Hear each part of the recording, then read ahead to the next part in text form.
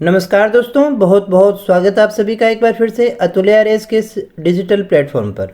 तो दोस्तों, हमने शुरू किया था स्कूल व्याख्याता परीक्षा का पेपर फर्स्ट यानी फर्स्ट ग्रेड टीचर एग्जाम जो है उसका हम पहला पेपर पढ़ रहे हैं। और इसमें हमने जो है पीछे स्टार्ट किया था इतिहास को, जो हमारे फर्स्ट पेपर का पहला पार्ट होता है दोस्तों। इसमें हमने 1857 की क्रांति के विषय में बात की थी। आज इसका 1857 की क्रांति का अंतिम वीडियो है। इस वीडियो में हम इस टॉपिक को पूरा कर लेंगे दोस्तों। तो दोस्तों यहाँ देखिएगा, जिस सिलेबस की हम बात कर रहे हैं, जो हम पढ़ रहे हैं, ये हमारा हो गया, ये हमारा हो गया। यहाँ हम ग्रोथ ऑफ एजुकेशन ये अपने कर चुके हैं। अभी अपना चल रहा है फ्रीडम स्ट्रगल ऑफ 1857। ये आज अपना पूरा हो जाएगा। तो दोस्तों, मुझे उम्मीद है सभी क्लासेज आपको अच्छे से समझ में आ रही है, सारा मैटर आपका अच्छे से हो रहा है। और दोस्तों, अगर सच में ये क्लासेज आपको अच्छी लग रही हैं, आपने कुछ सीखा हो, तो प्लीज़ कमेंट करके ज़रूर बताइएगा और अपने दोस्तों के साथ में शेयर ज़रूर कीजिएगा दोस्तों। तो दोस्तों चलिएगा शुरू करते हैं आज की क्लास को। और दोस्तों, क्लास को शुरू करने से पहले कहना चाहूँगा, अगर आपने अभी तक टेलीग्राम चैनल को ज्वाइन नहीं किया है तो कर लीजिएगा, क्योंकि वहाँ पर आपको डेली जो करंट का पीडीएफ है वो आपको मिलता है। साथ ही साथ इनकी जो पीडीएफ है वो आपको प्रोवाइड करवाई जाएगी और अदर इन्फॉर्मेशन है जो आपको वहाँ पर क्लासेस की मिलती रहती है। साथ ही आप हमारा एंड्रॉयड एप्लीकेशन डाउनलोड कर लीजिएगा, जहाँ पर आपको बहुत सारे टेस्ट भी मिलने वाले हैं दोस्तों। तो चलिएगा शुरू करते हैं क्लास को। तो दोस्तों, इस वीडियो में हम बात करने वाले हैं 1857 की क्रांति के विषय में ही। ये इसका तीसरा भाग है। आज हम बात करेंगे 1857 की क्रांति की असफलता के कारण, कि 1857 की जो असफलता है, 1857 की क्रांति की, यहाँ पर आप एक शब्द और जोड़ सकते हैं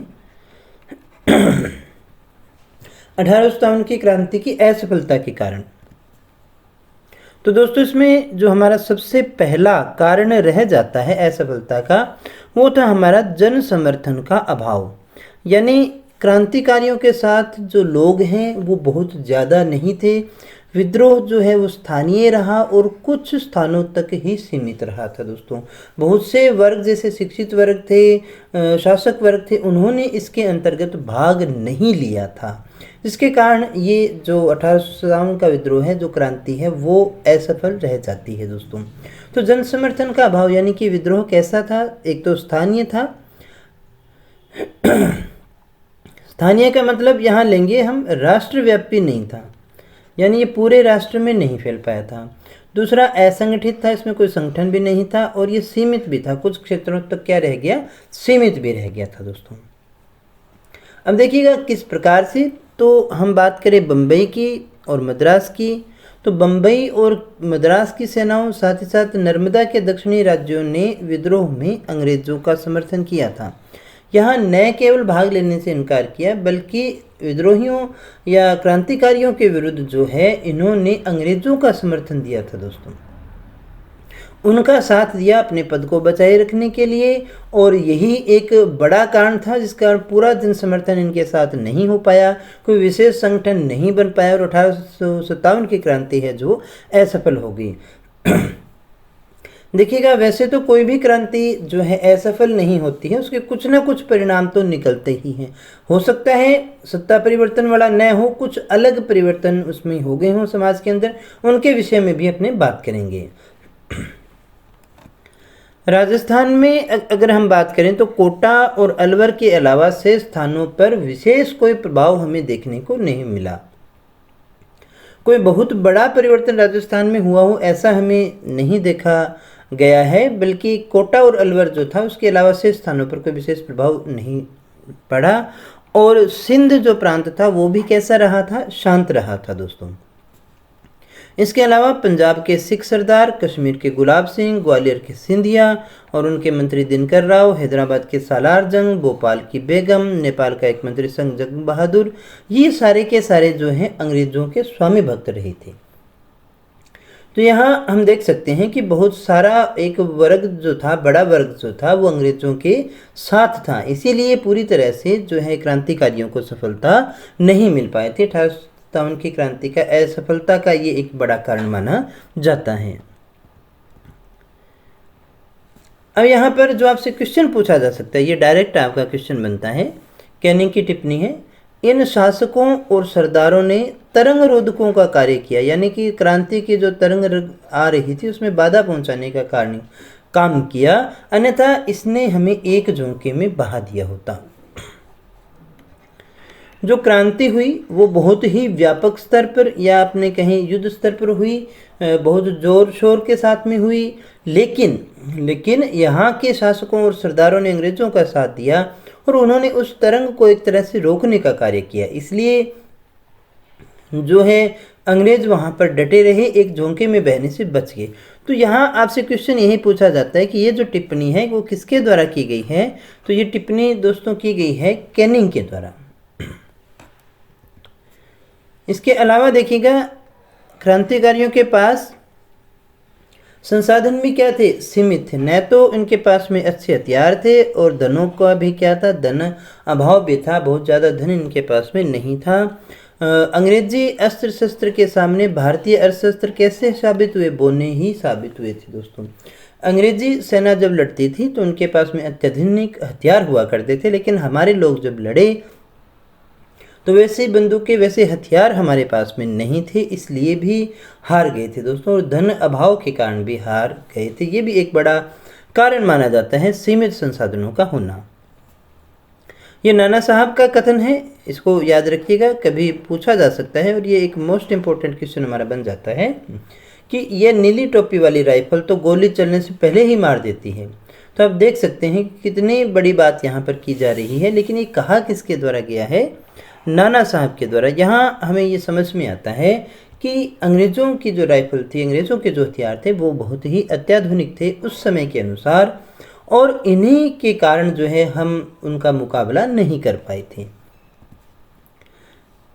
एक और बात कि यहाँ ये क्वेश्चन बहुत बार आ जाता है, शिक्षित वर्ग।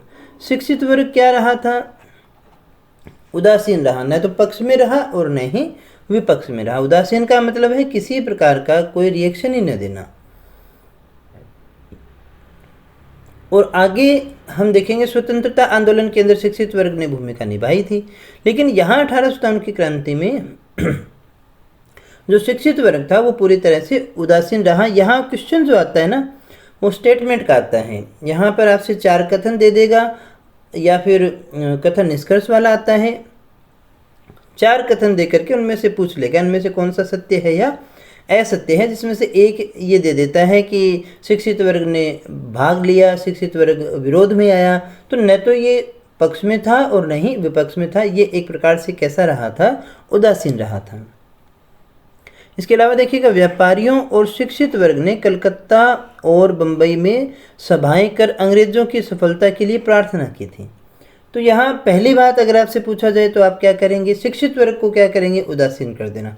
लेकिन व्यापारी और शिक्षित वर्ग की बात करी जाए तो कलकत्ता और बंबई की विशेषता है, यहाँ पर इन्होंने सभाएं भी की और अंग्रेजों की सफलता के लिए प्रार्थना भी इनके द्वारा की गई थी। तो कुछ स्थानों पर जो है बिल्कुल पक्ष में भी आप देख सकते हैं, लेकिन क्वेश्चन आए तो जैसा ऑप्शन हो उसी हिसाब से करना है। अगर केवल शिक्षित वर्ग की बात आए तो उदासीन ही कर देना, और अगर व्यापारी और शिक्षित वर्ग ये नीचे वाला स्टेटमेंट आए तो फिर आपको क्या करना है?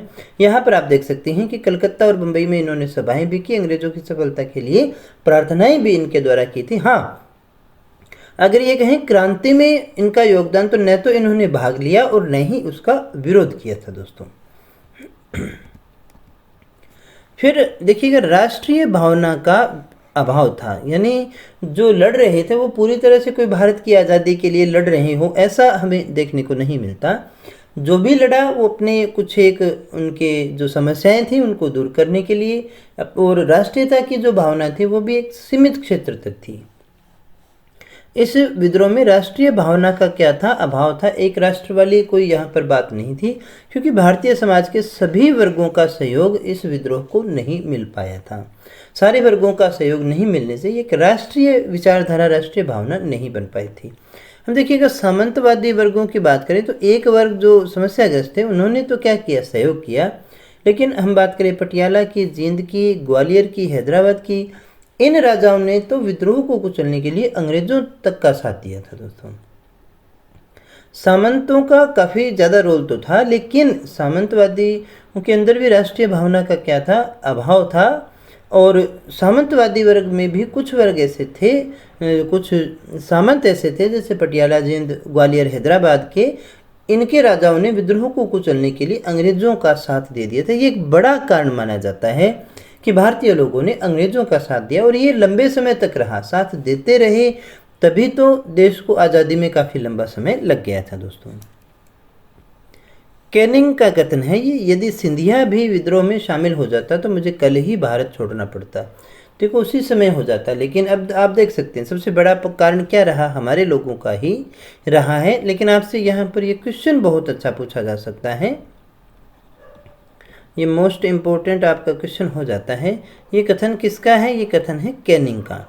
ये कैनिंग क्या कहते हैं, यदि सिंधिया भी विद्रोह में शामिल हो जाए तो मुझे कल ही भारत छोड़ना पड़ेगा। इसके अलावा देखिएगा संगठन का भी अभाव था। जो क्रांतिकारी थे उनके अंदर कोई विशेष संगठन हमें नहीं देखना, हम नहीं देख पा रहे हैं। विद्रोहियों में अनुभव, संगठन क्षमता और मिलकर कार्य करने की शक्ति की क्या थी? कमी थी। न तो इनमें एक्सपीरियंस था, न इनमें संगठन था, और साथ ही मिलकर के भी काम नहीं कर पा रहे थे। सैनिक दुर्बलता की विद्रोह की असफलता में भी महत्वपूर्ण योगदान रहा। तो इतने मजबूत सैनिक, इतने कुशल हमारे वाले सैनिक नहीं थे, जिसका भी बहुत बड़ा योगदान अपने मानते हैं।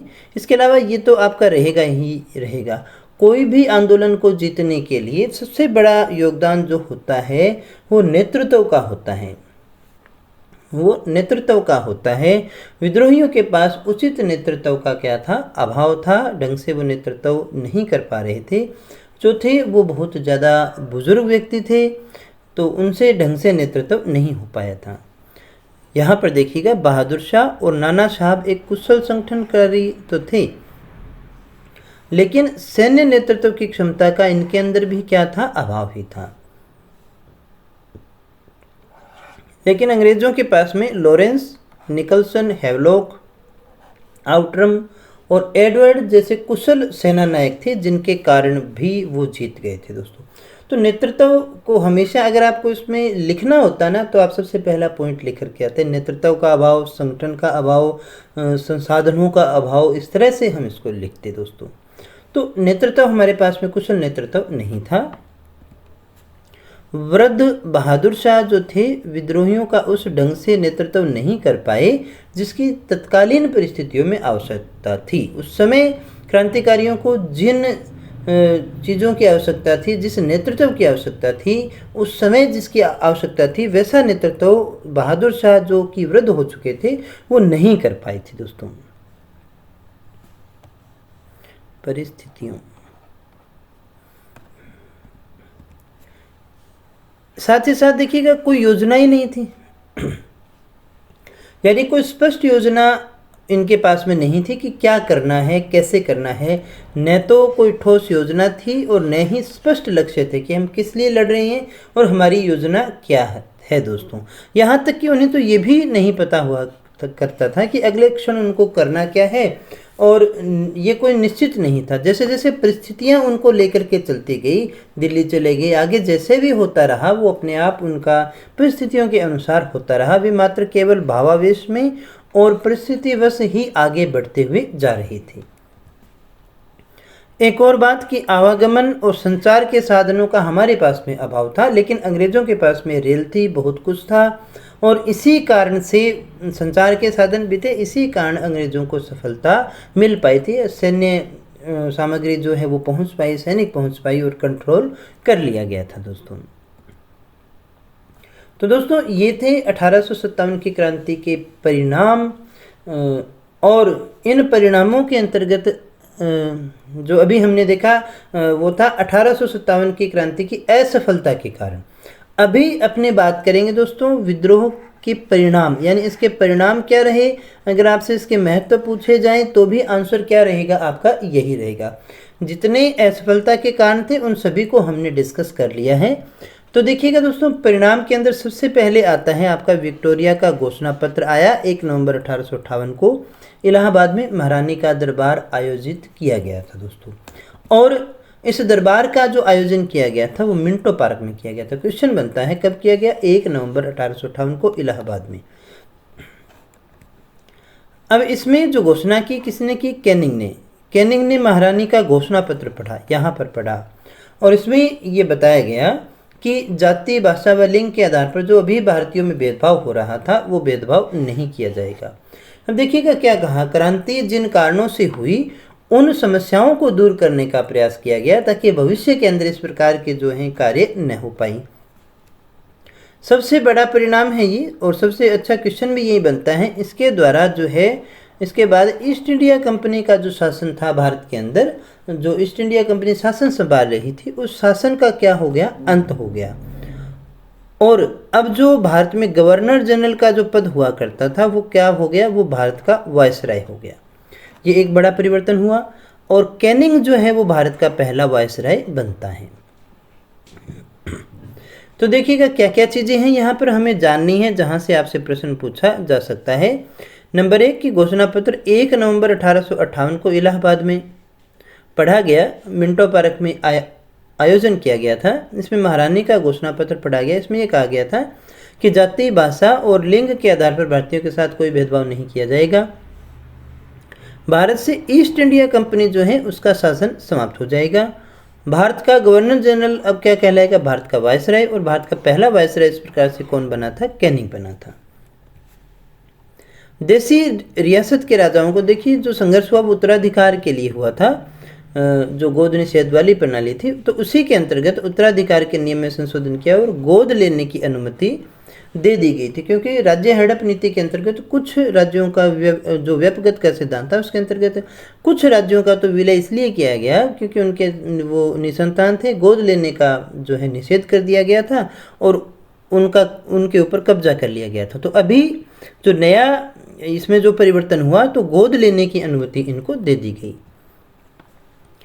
एक बड़ी बात हमने ये पढ़ा था कि जो भारतीय और यूरोपीय सैनिक थे पील आयोग के बाद में, इनका जो अनुपात पहले हुआ करता था 5:1 भारतीय और यूरोपीय जो थे, तो अब इनका अनुपात कितना कर दिया गया, 2:1 कर दिया गया। लेकिन ये ध्यान रखिएगा मद्रास और बम्बई प्रेसिडेंसियों में ये 3:1 रहा था, क्योंकि ये कई किताबों में आपको 3:1 देखने को भी मिल जाएगा। तो 3:1 जो है वो बम्बई और मद्रास प्रेसिडेंसियों में था, लेकिन अमूमन हम कौन सा करेंगे, 2:1 को करके आना है। ये अनुपात पहले कितना था, 5:1 हुआ करता था। इसके बाद में दोस्तों उच्च जाति के जो लोग थे उनकी सैनिकों की भर्ती को जो है क्या है, बंद कर दिया गया। सेना के पुनर्गठन के लिए पील आयोग को नियुक्त किया गया। ये बहुत अच्छा क्वेश्चन बनता है। अगर आपसे पूछा जाए कि पील कमीशन या पील आयोग का संबंध किसके साथ में है, तो 1857 की क्रांति के बाद में सेना के पुनर्गठन के लिए जो आयोग गठित किया गया वो कौन सा था, वो पील कमीशन था। भारत के शासन की देखभाल के लिए भारत सचिव नाम का एक पद बनाया गया। कौन सा पद बनाया गया दोस्तों, भारत सचिव। भारत के शासन की देखभाल के लिए अब कौन सा पद आया, भारत सचिव नाम का एक पद आया जो आगे कार्य करने वाला था। और भारत सचिव की सहायता के लिए 15 सदस्यों का एक बोर्ड आया, 15 सदस्यों की नियुक्ति की गई थी। इन 15 सदस्यों में से 8 सरकार द्वारा और 7 जो है कोर्ट ऑफ डायरेक्टर्स के द्वारा नियुक्त किए जाते थे दोस्तों। तो क्या कहा हमने, अनुपात परिवर्तित हो गया, उच्च जाति के लोगों की सैनिकों की भर्ती बंद हो गई। आयोग जो आया उसका नाम था पील आयोग, पील कमीशन। और भारत के शासन को संभालने के लिए भारत सचिव नाम का पद आया। भारत सचिव की सहायता के लिए 15 सदस्य थे, 8 + 7 थे, 8 सरकार के द्वारा और 7 कोर्ट ऑफ डायरेक्टर्स के द्वारा। अब एक बड़ा परिणाम जो हुआ 1857 की क्रांति के बाद, जो साम्राज्य विस्तार की नीति कंपनी की चल रही थी वो तो क्या हो गई, खत्म हो गई। लेकिन इसके स्थान पर आर्थिक शोषण का युग आरंभ हो गया और यहाँ से पैसा इकट्ठा करके, संसाधन इकट्ठा करके इन्होंने बाहर भेजने चालू कर दिए, इंग्लैंड भेजने चालू कर दिए। उसके बाद में जो हम पढ़ते हैं आर्थिक शोषण को भी पढ़ते हैं, धीरे धीरे सिलेबस के अकॉर्डिंग सारी चीज़ें चलती रहेंगी दोस्तों। देख लेते हैं कुछ और महत्वपूर्ण तथ्य जहाँ से आपसे प्रश्न पूछे जा सकते हैं। तो मैं सबसे पहले जो आपसे पूछा जाएगा कि क्रांति का दिन कब तय किया गया, तो क्रांति का दिन जो है वो 31 मई को तय किया गया था। यानी क्रांति कब होनी थी, 31 मई को ये क्रांति होनी थी। लेकिन मेरठ में क्रांति की शुरुआत 10 मई को ही हो गई थी। क्रांति का जो दिन तय किया गया था वो 31 मई को तय किया गया था, लेकिन मेरठ में क्रांति की जो शुरुआत है वो 10 मई को ही कर दी गई थी। क्रांति के लिए गुप्त संगठनों ने भी कार्य किया, गुप्त संगठन भी आए इसमें से देखिएगा, साधु सन्यासी, गाने बजाने वाले, घुमंतू लोगों ने भी क्रांति में अप्रत्यक्ष रूप से भाग लिया। इन्होंने आगे से आगे इन्फॉर्मेशन पहुंचाने का काम किया। हमने पहले ही पढ़ा था कि क्रांति का जो प्रतीक था वो कमल और रोटी थी। ये बहुत बार परीक्षा में पूछा जाता है, हालांकि इतना कॉमन हो चुका है शायद न भी पूछे, लेकिन कमल और रोटी जो है प्रतीक के रूप में इसमें चुना गया था।